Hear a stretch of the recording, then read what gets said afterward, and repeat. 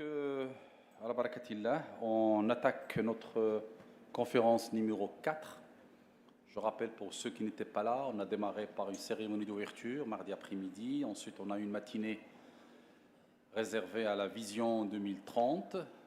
Ensuite, une après-midi réservée à la thématique de l'eau, avec 2 conférences, avec beaucoup de présentations techniques sur les barrages, les techniques de construction, mais également sur l'efficacité hydrique dans les projets BTP. Et là, cette matinée, on a eu une conférence réservée à la construction de logements, suite aux 2 grands piliers, le nouveau programme d'aide au logement, Da'am Sakan, mais aussi la reconstruction post-séisme. Donc cet après-midi, on continue notre voyage vers la vision 2030 et on va attaquer les grands projets, les projets phares que notre pays est en train de réaliser. Et on va regarder les réalisations justement et les défis. Et on a le plaisir d'accueillir avec nous 3 éminents intervenants. D'abord, Madame Nesrine Youzi, que j'invite tout de suite à venir passer à la tribune. Madame Nesrine Youzi est la directrice de l'aménagement du port Dakhla Atlantique. Donc il est ingénieur d'État de l'École supérieure des mines de Rabat et titulaire d'un master spécialisé en gestion... Non, venez par là, madame. Voilà. Prenez place là où vous voulez. Ah, vous pouvez mettre votre sac, ok. Donc, elle est titulaire d'un master spécialisé en gestion intégrée des ressources en eau de l'école Mohammedia des ingénieurs et de l'université Wageningen aux Pays-Bas. Je n'ai pas bien prononcé, je suis sûr. Et récemment, elle est docteur en hydrodynamique marine à l'université Hassan II de Casa, ayant intégré la direction des ports et du domaine public maritime en 2010. Madame Youzi a accumulé donc une expérience d'une bonne quinzaine d'années. Et actuellement, avant d'occuper le poste de Dakhla, il était chargé, il travaillait sur la stratégie, le financement et la planification du secteur portuaire et maritime. Donc tout à l'heure, on vous écoutera. Ensuite, j'appellerai également à l'estrade notre deuxième intervenant, M. Tarek Togui.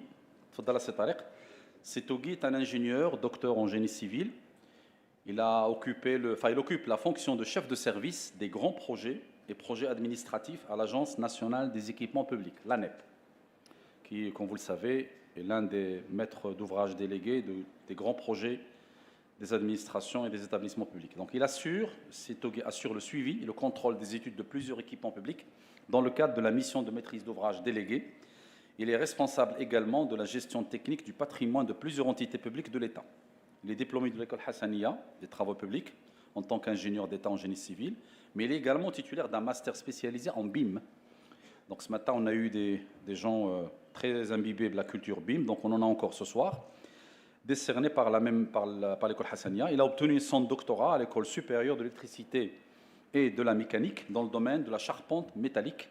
Ses contributions académiques ont fait l'objet de plusieurs interventions dans les congrès nationaux et internationaux. Marhaba, c'est Tarek. Ensuite, le troisième et dernier intervenant, donc on était à Dakhla, extrême sud. Avec Togui, on aura des projets certainement au centre. Et là, on monte vers le nord. Donc, c'est Nourdin Aloui, c'est le directeur exécutif des grands projets Tangemed. C'est Aloui, marhaba bik, tfaddal ma'ana à la tribune. Il est donc une grande expérience en bureau d'études techniques, notamment chez Novec, depuis 2001, avant de rejoindre Tangemed, qu'il a intégré en 2010 en tant qu'ingénieur chef de projet infrastructure portuaire. Et il travaille sur la filière Tangemed Engineering, où il occupe aujourd'hui le poste de directeur exécutif grand projet. Il a assuré le pilotage et la direction de plusieurs projets, tels que la réalisation du complexe portuaire Tangemed, le projet Wissal au port de Casablanca, englobant le chantier naval, port de pêche et le terminal à croisière, aussi la réalisation de VRD et la superstructure du terre-plein du quai charbonnier et convoyeur du nouveau port de Safi. Donc il a travaillé au moins sur 3 ports au niveau de notre pays. Donc depuis 4 années, il a également été impliqué dans les réalisations d'infrastructures électriques innovantes, telles que le projet de l'alimentation en énergie renouvelable des navires, le parc photovoltaïque flottant sur le barrage de Tangemed. Voilà quelques éléments. Je n'ai pas été exhaustif sur ce que ces 3 éminentes personnalités ont réalisé dans les grands projets BTP. Donc sans trop tarder, voilà comment on va travailler. Donc on va donner la parole chacun des 3 intervenants, 10 minutes, avec un appui d'un diaporama. Donc je vous signalerai quand il vous resterait 2 minutes. Ensuite, on appellera à l'estrade des panélistes que je vais présenter tout à l'heure, qui vont commencer un premier débat avec les intervenants, avant d'ouvrir le débat à l'ensemble de la salle. Donc...